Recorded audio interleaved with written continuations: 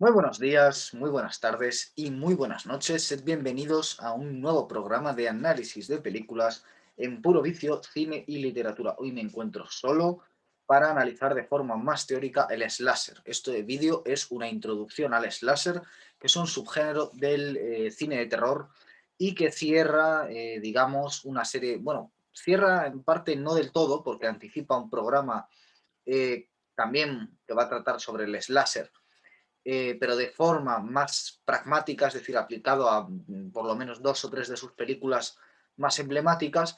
Y digamos, esta es la parte más teórica, que va a consistir en ver en qué consiste el slasher, ver qué relación con la sociedad tiene el slasher y ver cuáles son las películas más importantes y la evolución que tiene este género, el slasher, y ya digo, la relación con la realidad y los principios teóricos que lo sustentan. Como sabéis, pues este tipo de vídeos, que se parece a uno que subí hace un par de semanas sobre el obseso, la figura del obseso en el cine de Hitchcock, De Palma y Fincher, y de lo que trata es, o bueno, hablando también del cine de terror, tengo otro, también visto desde los aspectos más teóricos, y digamos que la idea ya en este es tratar un subgénero y tratarlo igualmente, en este caso desde sus fundamentos teóricos, y en otro vídeo veremos con una invitada especial también, con Beatriz y con Abraham, cómo es el slasher en su práctica a través de tres películas que serán Pesadilla en Elm Street, Carrie, que no es exactamente un slasher, pero que tiene algunos elementos y que desde luego tiene el ejemplo más claro de Final Girl, y Halloween, la película emblemática de Carpenter, que yo confesaré que es con diferencia a mí lo que más me interesa del slasher. Bueno, el slasher cuando empieza. Realmente podríamos poner tres antecedentes importantes del slasher, hay unos cuantos. Hay unos cuantos, pero podríamos poner sobre todo tres. El primero de ellos, Psicosis, la película de 1960 de Alfred Hitchcock. ¿Por qué? Bueno, Psicosis ya nos adelanta, ante todo, la figura del psicópata, es decir, poner al psicópata como figura central, que es algo que en el cine no se había hecho casi, desde luego que no se había hecho con el nivel que digamos, practica Alfred Hitchcock en su maravillosa película a través de un psicópata protagonizado por Anthony Perkins. ¿Qué es lo interesante? ¿Qué es lo interesante de Psicosis? Bueno, aparte de eso, también tiene una Final Girl, porque recordemos que hay dos antecedentes, digo, hay dos protagonistas, dos mujeres, una de las cuales muere, es la famosa escena de asesinada en la ducha, y la otra no, ¿no? Y aquí además hay algo interesante que es la presencia de la actriz Vivien Leigh, que es la madre de quien luego será precisamente Halloween, la película de Carpenter, la Final Girl, que es Jamie Lee Curtis, ¿no? Pues es su madre.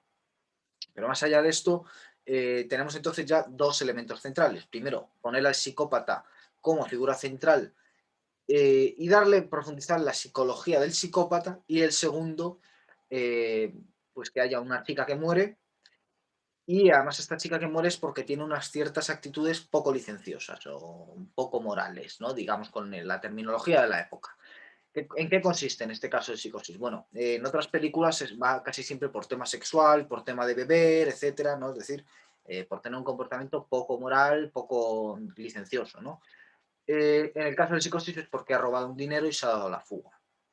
Entonces, digamos, es la idea de acción-reacción, de pena, o sea, castigo, pena, etcétera. Eh, entonces, digamos que ella al robar ese dinero estaría ya sentando antecedente de las que otras películas, como Viernes 13, como Pesadilla en Elm Street, será esas chicas que se acuestan con chicos, que beben, que dicen tacos, esas cosas poco licenciosas, ya digo, que les cuestan la vida. Y sin embargo, la chica virginal, la chica pura, no es asesinada. Esa es la Final Girl. Y la primera Final Girl ya estaría en Psicosis. ¿Y otros antecedentes? Bueno, por un lado tendríamos el cine italiano, con dos vertientes. Uno, el cine de Dario Argento, sobre todo, y otra, la película Blow Up del director italiano Antonioni. Y por otro lado tendríamos una película inglesa llamada Peeping Tom, que va de un asesino en serie que graba cómo mata a sus víctimas, que también tendría ciertas similitudes con este género. Pero aún así, nada de esto es el género en sí, es un género que se inicia con La Matanza de Texas. La extraordinaria, es una película extraordinaria, a pesar de que mucha gente no lo crea. Primero, lo primero que hay que decir de La Matanza de Texas es que no es una carnicería tan brutal como se dice. y sobre todo hoy en día, porque ya hemos alcanzado unas cotas de gore que dejan en pañales lo que es La pesadilla de Texas y otras películas, La matanza de Texas y otras películas. La matanza de Texas es una película del año 1974, hoy llamaríamos cine indie esa película, una película en principio de serie B, pero que enseguida va a transgredir la película. Lo primero que hay que decir es, bueno, la serie B.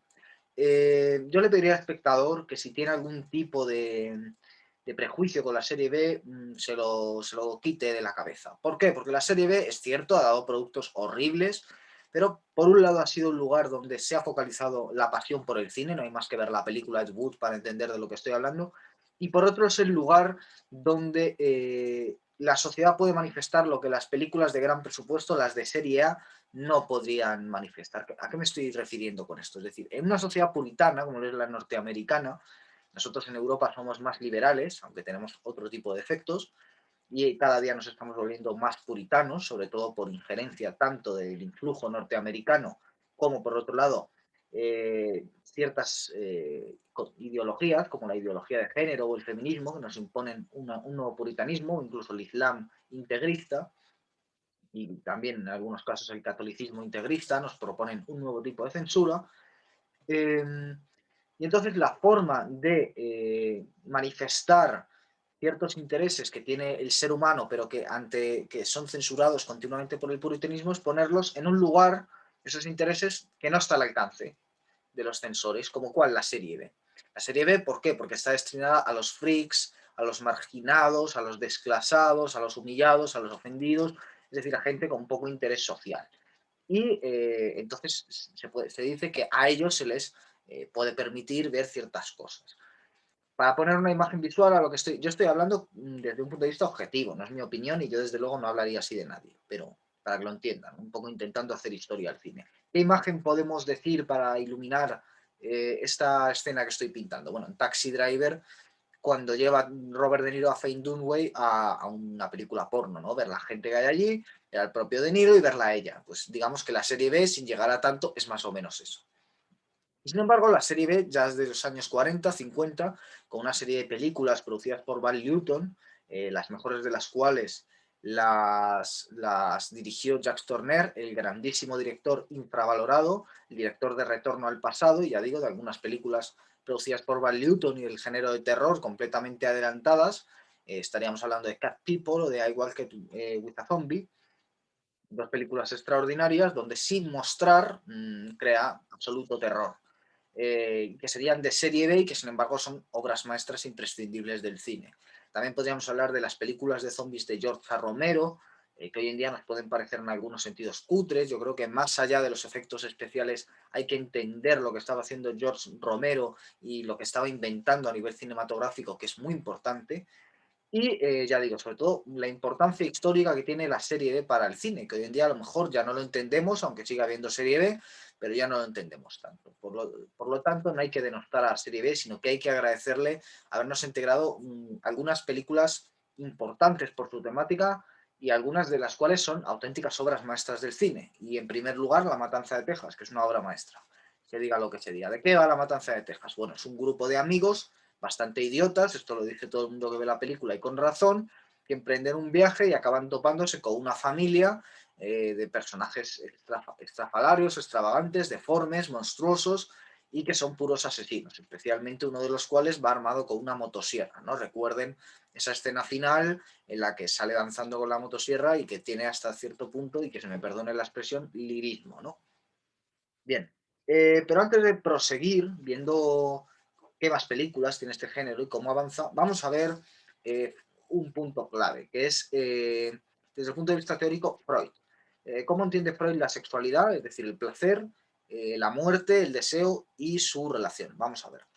Freud habla del principio de placer, el eros, y lo enfrenta a la pulsión de muerte, que es el thanatos. Y habla de otra pugna, ¿no? Que es la de los impulsos sexuales contra los impulsos del yo. Es decir, mis impulsos luchan contra los impulsos sexuales, provocando un conflicto entre deseo y represión. El deseo de los impulsos sexuales y la represión de los impulsos del yo, que me estoy reprimiendo mis impulsos sexuales.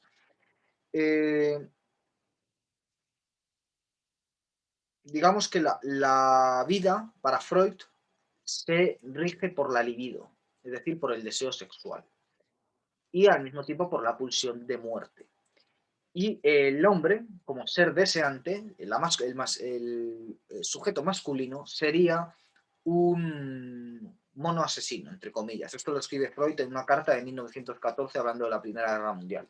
Para él el hombre lo define ahí como mono asesino sin pelo, ¿no? O sea, es decir, quitando el pelo es un mono y tiene la particularidad con respecto a otros monos de que es especialmente bueno en asesinato. Evidentemente esto lo está diciendo en 1914 por algo. Y en el hombre se combinan de una forma bastante macabra el placer y la crueldad, ¿no? De nuevo, la dicotomía que tanto gustaba a Freud. Eh, entonces, encontraríamos el deseo de destrucción, es decir, el hombre, ese animal asesino, como alguien que tiene un deseo de destruir, deseo de destrucción, ligado a la voluntad de muerte, o sea, esa destrucción es la de provocar la muerte, y al mismo tiempo el placer negativo. ¿Por qué? Porque eso produciría un placer negativo, no positivo, sino negativo. Freud, recordemos que en su análisis siempre los complejos y los problemas del paciente siempre vienen provocados por un problema sexual, un trauma relacionado con el sexo. Y a su vez él distingue tres estadios en el consciente, en el subconsciente del hombre, porque él lo que dice es que el hombre no está dominado por su racionalidad ni por su conciencia, sino por lo subconsciente, lo inconsciente, que serían el yo, el super yo y el ello, ¿no? Que están representados por la escalera de psicosis. Hay tres plantas en la casa de Anthony Perkins en Psicosis, la de arriba donde vive su madre, la de en medio donde está él y la del sótano que es donde está el cadáver de su madre. Porque como sabemos, su madre del primer piso es él. Entonces, él como Norman Bates está en el piso en medio, él como travestido eh, como su madre está en el piso de arriba y él, como Norman Bates, con el cadáver de su madre, está abajo, ¿no? Serían los tres estados, el yo, el super yo y el ello. Y además, la madre de Norman Bates, ¿qué es lo que simboliza dentro de su universo conceptual freudiano? Bueno, pues la castradora, la dominadora. Recordemos esa escena cuando él está viendo a la mujer ducharse que siente placer sexual y entonces ¿qué hace? Se traviste como su madre y asesina a la mujer en la ducha porque ha sentido placer, es decir, él siente placer e inmediatamente surge la figura castradora. Este es otro concepto clave para entender este género, ¿no? El slasher. ¿Por qué? Porque el asesino siempre va a ser la figura castradora que va a matar a todos aquellos que han deseado placer sexual y lo han consumado y que no va a ser capaz de matar, mmm, sino que va a acabar siendo vencido por la única mujer virginal, pura, que ha conseguido resistirse a estas tentaciones. Esta sería, digamos, la moralina que hay detrás y que evidentemente luego sufre una evolución, no siempre es así. Entonces habría que preguntarse, ¿slasher de dónde viene? Bueno, viene de stabber. Stabber es literalmente stab her, apuñalarla. Stab her, apuñalarla, viene de ahí. Evidentemente esto hoy en día ha provocado una auténtica eh, crítica feminista, ¿no? Como no podría ser de otra forma. Pero sí que es cierto que es algo que cambia, pues, por ejemplo, con películas como Scream, que ya es una película de los años 90, en la que por primera vez asistimos a una Final Girl que en vez de ser rescatada, como pues, por ejemplo Jamie Lee Curtis en Halloween, lo que hace es resistirse o poner resistencia y luchar para sobrevivir, y de esta forma ya no es una Final Girl al uso, etcétera, ¿no? Eh, ¿Qué influencias literarias tiene la serie B y sobre todo el slasher? Bueno, pues viene directamente de la literatura pulp, que era esa literatura viene de pulpa, que era la mala calidad del papel amarillento en el que se contaban este tipo de historias, ¿no? Y que eran historias con un alto contenido erótico y un alto contenido de violencia. La parte de violencia, la erótica ya lo hemos visto. Lo de violencia, ¿de dónde viene? O sea, la erótica viene más bien de la sociedad represora puritana. La parte de violencia, ¿de dónde viene? Bueno, viene del deseo, del morbo del ser humano por conocer su propia materialidad, es decir, por conocer qué hay dentro del cuerpo humano. O sea, el gore al final lo que responde es a la fascinación por el cuerpo humano, la fascinación por la sangre, a la fascinación por la carne desgarrada, etcétera, que puede ser una fascinación horrible, pero que si está es mejor sacarla y expresarla en el cine que no reprimirla, ¿no? Digamos. Eh, Bueno, la primera película que introduce un elemento central, ya hemos visto otros, pero la primera es Black Christmas, y introduce la idea del teléfono, que es otra de las ideas centrales. Por ejemplo, se ve muy bien en Scream. En Scream el teléfono, también en Halloween, ¿eh? Es un elemento central, el asesino que llama por teléfono. ¿Por qué? Bueno, ahí estamos incorporando ya la tecnología, es verdad que la tecnología es su época, pero la estamos incorporando. Es decir, la tecnología no rechaza lo monstruoso, sino que lo monstruoso se adapta a la tecnología. Con lo cual no pensemos que es tan fácil como encender las luces, encender el iPhone y ya se acaba el monstruo. No, no, no. El monstruo también maneja el teléfono y te llama. Es decir, los elementos tecnológicos también se pueden convertir en elementos horribles. ¿Por qué? Porque son cotidianos y el terror siempre juega con lo cotidiano. Es decir, que tu cama sea la cama que has visto en la película, que tu armario sea el armario donde has visto la película. Y por lo tanto, que no puedas dormir porque debajo de tu cama pienses que hay un monstruo, porque en tu armario pienses que hay un monstruo. A eso juega el cine de terror. Eh, Como contaba, hablaremos de Carrie con Beatriz en un programa más largo, dedicado también a Slasher. Hablaremos de Carrie, que no es una película al uso de este género, pero que sí que es cierto que tiene algunos elementos importantes, sobre todo la presencia de Sissy Spacek haciendo de Final Girl. Sissy Spacek es la actriz de Malas Tierras y otro tipo de películas, y en este caso vive atormentada por su madre. Hay cierta relación con El Cisne Negro, la película de Aronofsky. También hay una madre similar, que sería también una madre represora, castradora, como la que tenía Norman Bates, y que en este caso es una integrista religiosa que encierra a su hija en el armario a rezar. Eso hace que la hija sea una freak, una auténtica desclasada, inadaptada, humillada, ofendida dentro de la sociedad norteamericana de la época, y la burla de todos sus compañeros. Evidentemente ella en un momento estalla y tiene una serie de poderes que cuando ella se desata, pues se desatan también y la monta tremenda, ¿no? Por decirlo así. Pero ella aún así, en todo momento la perdonamos, o sea, no la juzgamos mal, ella no es mala. ¿Por qué? Porque sabemos que ella es una víctima. Esa sería la idea interesante. La de que ella es una víctima de las circunstancias, de la sociedad de su época y de esa madre represora castradora, que es lo mismo que nos quiere contar Hitchcock en Psycho, en Psicosis.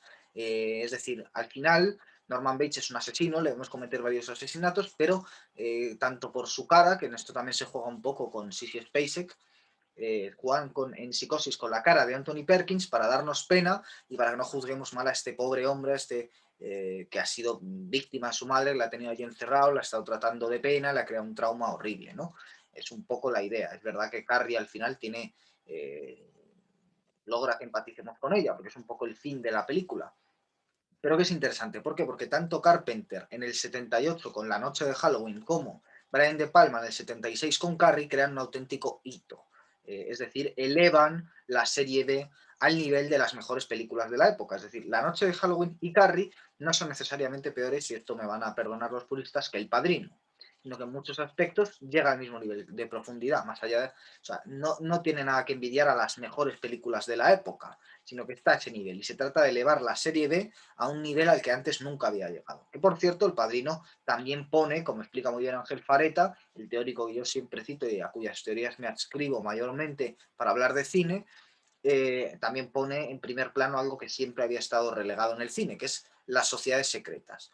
Y que además los 70 es una década clave, porque además de Halloween y Carrie encontramos otros grandes títulos como El Exorcista, que consiguen elevar el cine de terror, hasta ahora siempre denostado y hasta ahora siempre condenado a la serie B, a lo mejor de la época, ¿no? Más tarde vendrá Stanley Kubrick, antes vino Stanley Kubrick e hizo con 2001, Una Odisea del Espacio, eh, hizo lo mismo, hasta la llegada de Kubrick en el año 1968.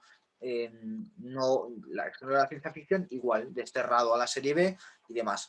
A día de hoy podemos decir que quizás el género de la ciencia ficción esté, a día de hoy, en 2020, quizás está teniendo mejor suerte, mejor fortuna, mejores películas que el cine de terror actualmente, pero sí que es cierto que estamos viviendo una tercera edad dorada, tanto el género de la ciencia ficción como el género del terror, siendo la segunda, en el caso del terror, y la primera, en el caso de la ciencia ficción, precisamente estos años 70.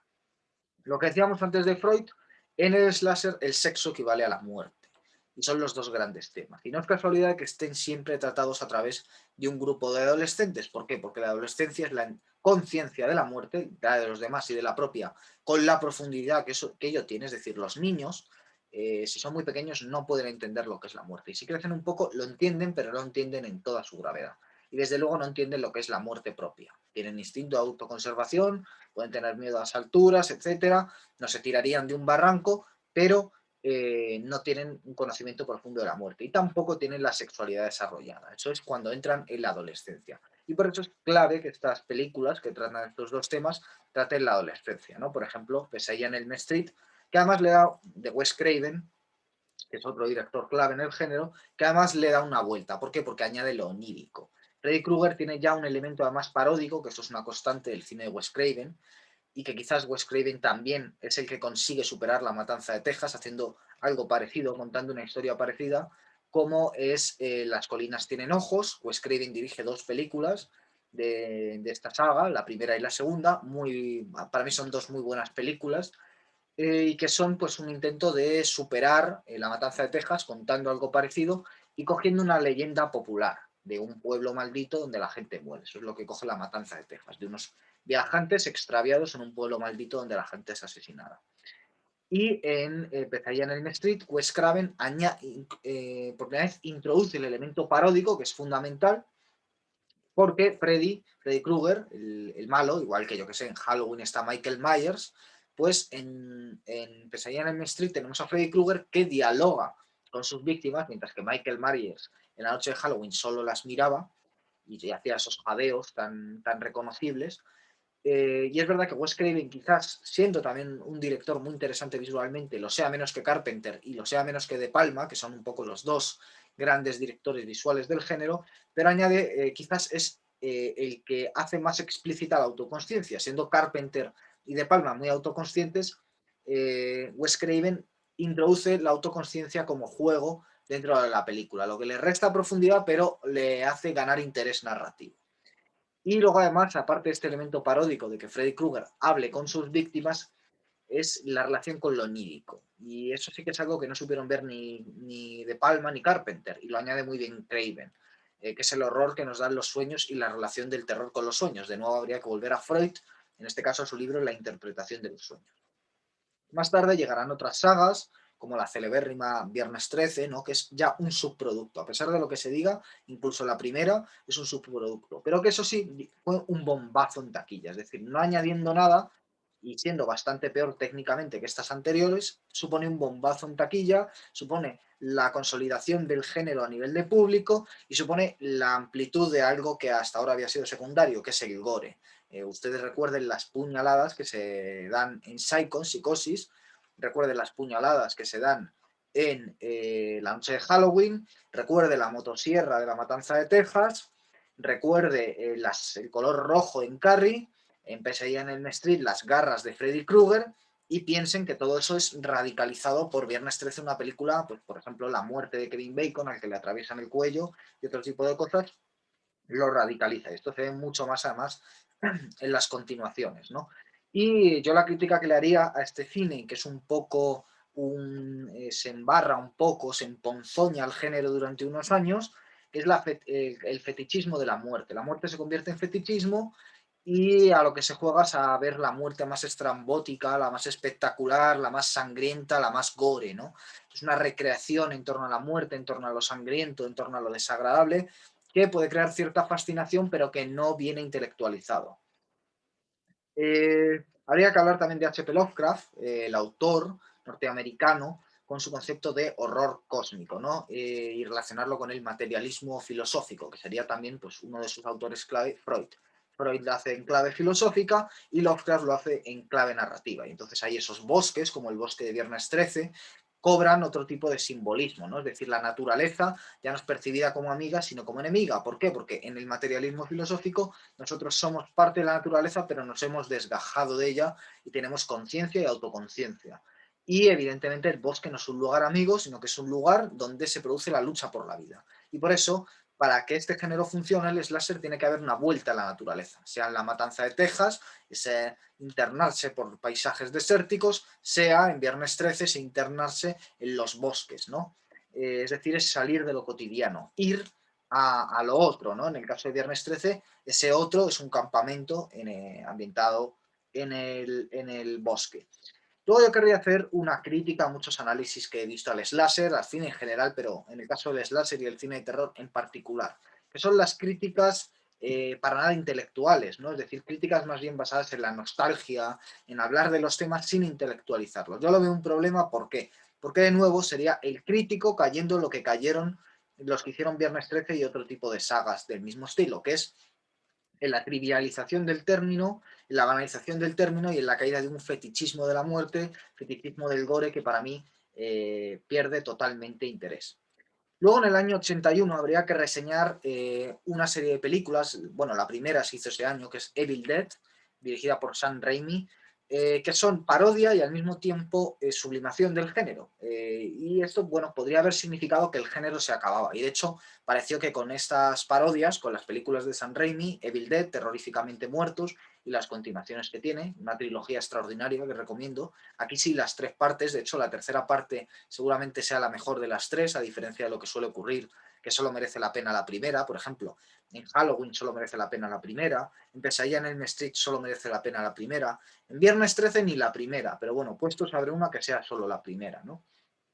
Y sin embargo, en Terroríficamente Muertos merecen la pena las tres, siendo muy divertidas como parodia, muy inteligentes como parodia, y al mismo tiempo siendo muy buen ejemplo del género, porque tiene momentos de auténtico terror. Eh, Luego, digamos que en el año 88 lo siguiente que es interesante también es paródico, que es Chucky. Chucky, el muñeco diabólico, que también retoma algunas de las características de Freddy Krueger, por ejemplo, hablar, ¿no? Aquí ya directamente Chucky es verborreico. Y además hay algo interesante, ¿no? Que es que todas las películas de Chucky es el mismo personaje. De hecho, el niño de la primera película de Chucky ha hecho películas hasta los 40 años de Chucky, adelantándose, por cierto, a Richard Linklater en Boyhood. O sea, si hay un antecedente Chucky, esto es delirante, lo sé. Y Chucky tiene ese elemento paródico, y Chucky es una película de risa, evidentemente, y no tiene ni mucho menos la calidad cinematográfica de Carrie o de La Noche de Halloween, y ni siquiera de Pesadilla en Elm Street. Estaría un poco al nivel de Viernes 13.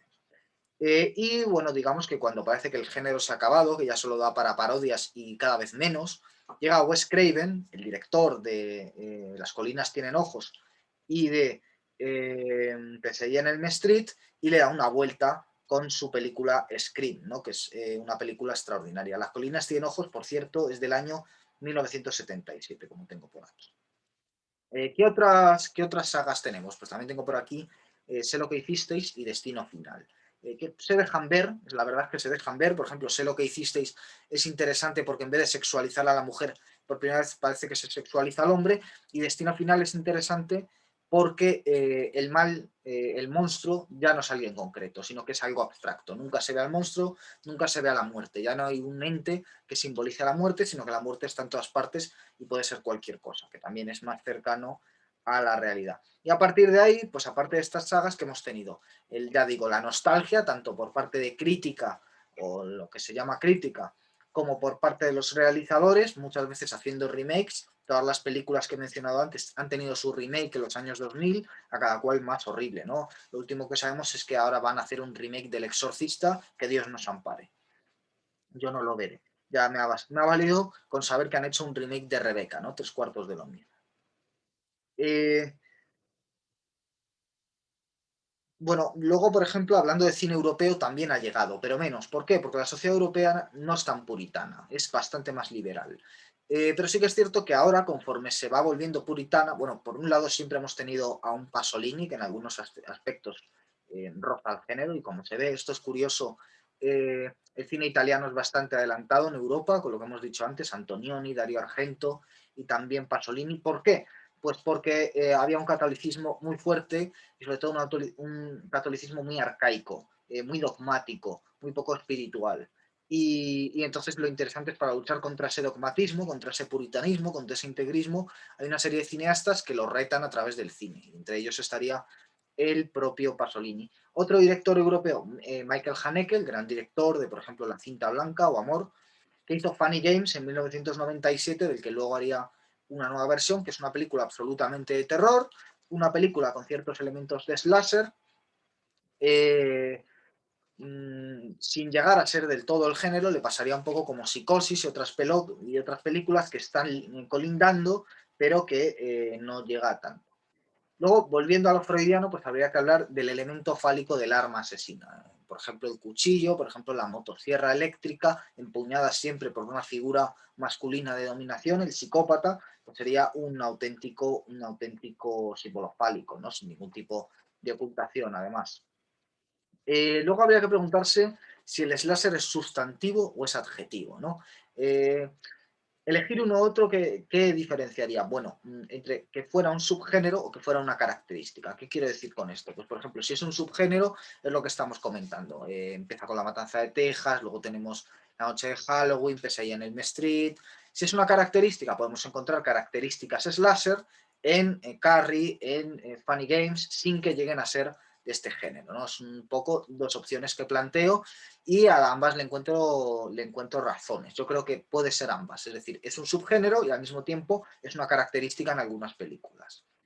Y como digo, tiene esa mezcla de repulsión y de fascinación por el cuerpo humano que desde luego pone a prueba el aguante del espectador. Hay mucha gente que me dice, yo estas películas no las veo porque me ponen un mal cuerpo y es perfectamente entendible y respetable. Y por eso es un subgénero y no se puede meter dentro del género de terror. Porque el género de terror se puede hacer perfectamente terror sin mostrar nada. En cambio, un slasher tiene que mostrar sangre, tiene que mostrar vísceras y tiene que ir directamente a lo desagradable y por eso no es tan mainstream, o por lo menos durante un tiempo.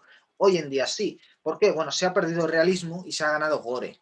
Y eso hace que sea más mainstream, más consumible. Por mainstream significa que no me gusta usar tantos anglicismos, aunque lo impone, porque al final esto solo lo ha hecho la crítica anglosajona, no hay crítica española de cine decente, salvo Ángel Fareta, Román Guberni en unos pocos casos, Eugenio Trías, y desde luego estos temas no los ha tratado tanto, quizás Jesús Palacios es el que más los ha tratado, pero tenemos que usar términos ingleses. Pero mainstream se puede sustituir. Mainstream es, digamos, lo popular, lo conocido. Sí que se ha vuelto más popular el tema, el género. ¿Por qué? Porque ha perdido realismo, ha ganado casquería y ha perdido realismo.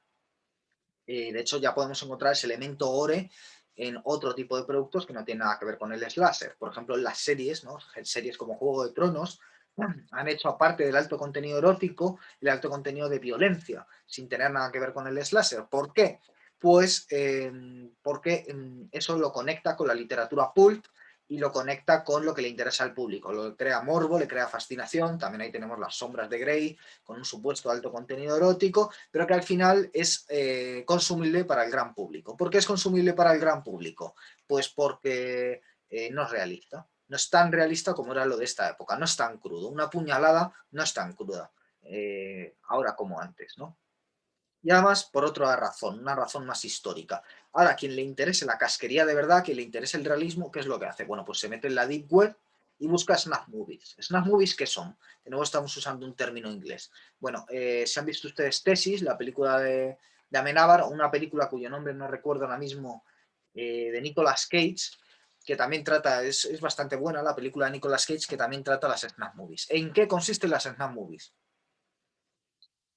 Bueno, consiste en películas explícitas y reales de violencia, o sea, violencia real. Ya no estamos hablando de los yihadistas que decapitan gente, no, no, no. Estamos hablando de pornografía con violencia. Es decir, películas porno en las que al final se mata a la mujer. Ahí de nuevo estaríamos volviendo a el término stab her, ¿no? Apuñalarla, pero en este caso de forma literal, es decir, cometer actos delictivos. Y evidentemente esto es una monstruosidad y es una cosa para enfermos mentales y que debería estar prohibida y perseguida. eh, Evidentemente esto, quien le interese lo puede encontrar, arriesgándose a lo que quiera, pero quien le interese lo puede encontrar. Y por lo tanto el cine no tiene que dar una sensación de realismo en su brutalidad, ¿no?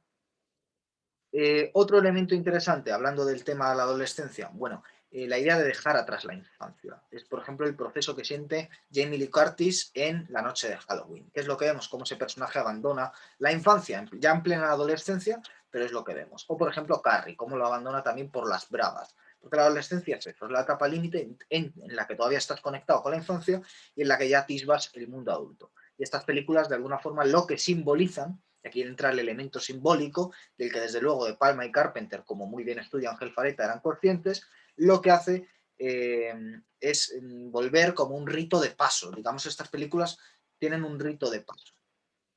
La sociedad norteamericana es infantil, ¿no? Históricamente. Eh, Infantil y además en el sentido emocional, o sea, emocionalmente es muy infantil. Eh, digamos que serían dos grandes males del espectador moderno, el puritanismo y el infantilismo, que son muy fuertes en Estados Unidos y que se están trasvasando cada vez más a Europa. Entonces la clase B, digamos, es una lucha contra este infantilismo porque eh, pone en primer lugar ciertos elementos que no son aptos ni para los niños ni para los puritanos. Y por eso la clase B se la denosta, por un lado, dentro de la alta cultura, y por otro lado, se la prohíbe. Y se trata de meter mano y se le dan normalmente pocos fondos para hacer las películas. ¿Por qué? Porque eso les pone las cosas más difíciles, ¿no? Todo aquello que en cambio a la clase A se le da con barra libre. Entonces, esto es una crítica puramente liberal. De nuevo, aquí hay que remitirse a Ángel Fareta, que es el que mejor lo ha visto. El liberalismo odia la serie B, lo considera una tontería, una cosa del pasado. ¿Por qué? Bueno, porque primero ya hemos dicho que sus espectadores son lo peor de la sociedad, es decir, freaks, raros, que en vez de estar viendo el fútbol, pues se van a ver una película, ¿no? De serie B, y evidentemente, pues eso al liberalismo le parece fracasado. Eso es lo que los neoliberales llamarían un fracasado, es el espectador típico de serie B. Yo, desde luego, tengo todos mis respetos por ese tipo de fracasado. De hecho, si algo soy es eso. Y desde luego siento todo mi desprecio por un neoliberal triunfador con Ferrari, no sé qué. Eh, entonces, ¿qué podríamos decir que es la serie B? En definitiva, es un arma ideológica peligrosa para los poderosos. Y por eso los poderosos siempre han querido tener dominado al cine en general y a la clase B, a la serie B en particular. Y por eso, esto lo explica de nuevo muy bien Ángel Fareta, por eso, cuando sale una película como La Noche de Halloween, enseguida hay que sacar un Viernes 13. ¿Para qué? Para anularlo. Evidentemente, mejor que prohibirlo, porque el liberalismo no tiene por costumbre prohibir los productos que le son desagradables, sino que utiliza otra serie de leyes, normalmente las del mercado. Entonces generas otra serie de productos similares y de esta forma haces que pierda fuelle. Y tienes una película como La Noche de Halloween muy interesante y llena de simbolismo, y tienes una película como Viernes 13 que se pierde en la casquería y el logore, ¿no?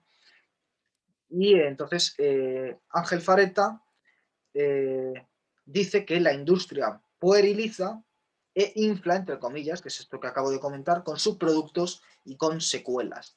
Y además produce un fenómeno nostálgico que es el de los cinéfilos, ¿no?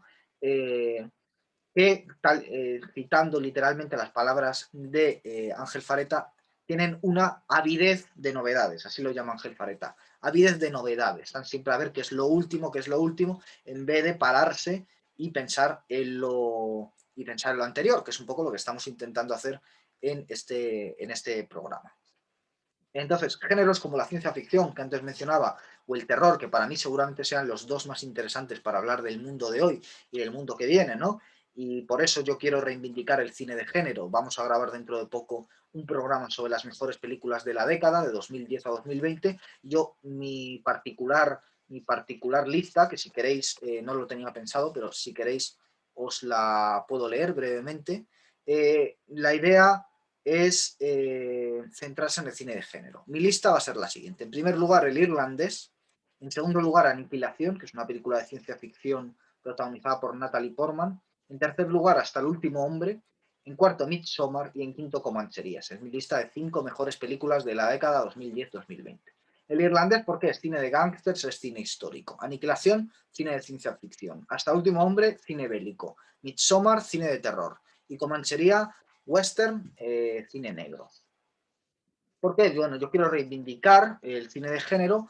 Creo que sobre todo en época de series, en la época de las series, es por donde debe ir el cine.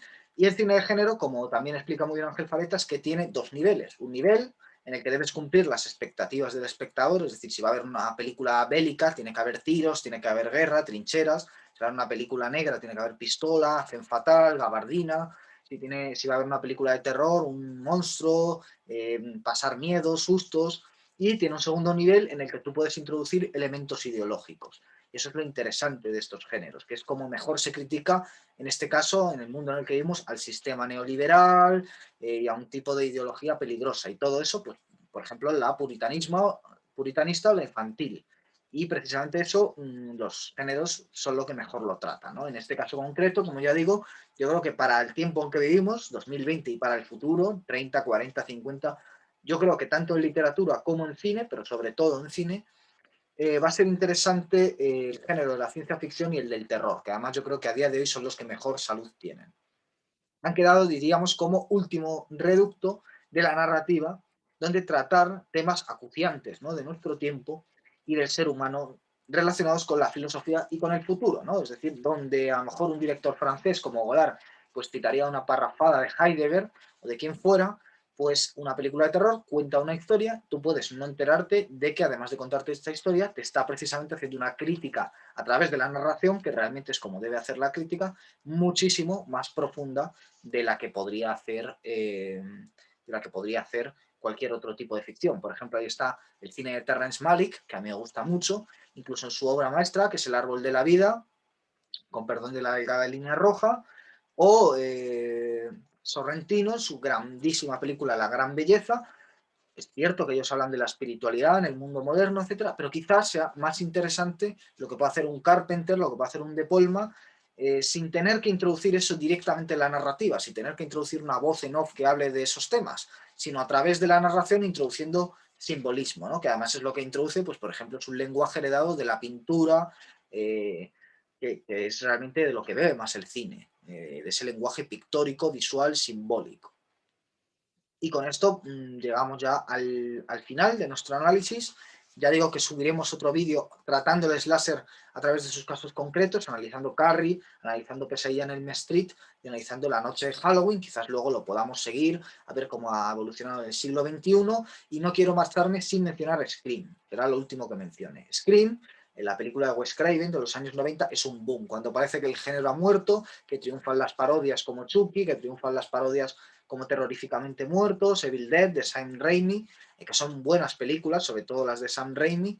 Wes Craven, que es muy inteligente, incorpora eso dentro de un cine más de vuelta a los clásicos, como Las colinas tienen ojos, que es suya, como La pesadilla en Elm Street, que es suya, como La noche de Halloween, que es de Carpenter, como Carrie, Salvando las distancias, que es de Palma, etcétera, o como La matanza de Texas.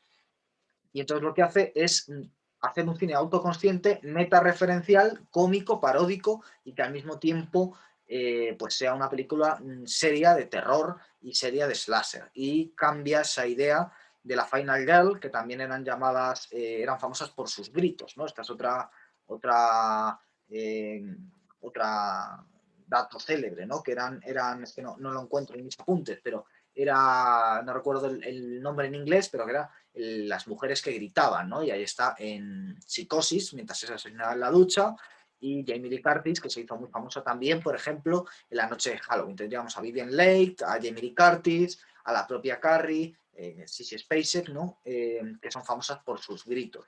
Y en Scream eso cambia y se convierte en un personaje femenino que le puede dar una buena somanta al monstruo, ¿no? Es el cambio y que es lo que ha aplaudido la crítica feminista, que censura, como no podía ser de otra forma, lo anterior. Y esa, digamos, va a ser la reflexión con la que acabe. Es decir, que al final el feminismo se alinea con el integrismo religioso, se alinea con el puritanismo anglosajón, para criticar la serie B, acusándole en este caso de machista, mientras que los otros la acusaban de inmoral, de violento, esto pues la acusa de machista y la idea es ponerle una mordaza a la serie B. Y por eso, para terminar este pequeño vídeo y anticipando el siguiente, que sin duda será más interesante, con Beatriz y con Abraham, pues lo que quiero es pedirles que por favor valoren la serie B, defiendan la serie B, consuman la serie B, la tengan en cuenta, que los historiadores del cine y los críticos la tengan en cuenta y no la conviertan en simple nostalgia, en simple ansia de novedades, como dice Ángel Fareta, sino que la defiendan con toda su potencia intelectual, que es bastante. Dicho lo cual, me toca despedir, ya solo les pido que si les ha interesado, por favor se suscriban, por favor le den a me gusta, comenten lo que quieran y nosotros les responderemos encantados, que nos encanta dialogar con aquellos que nos comentan cosas, y poco más. Nos despedimos hasta pronto. No se pierdan la continuación de este vídeo con Beatriz y con Abraham. Un abrazo y hasta pronto.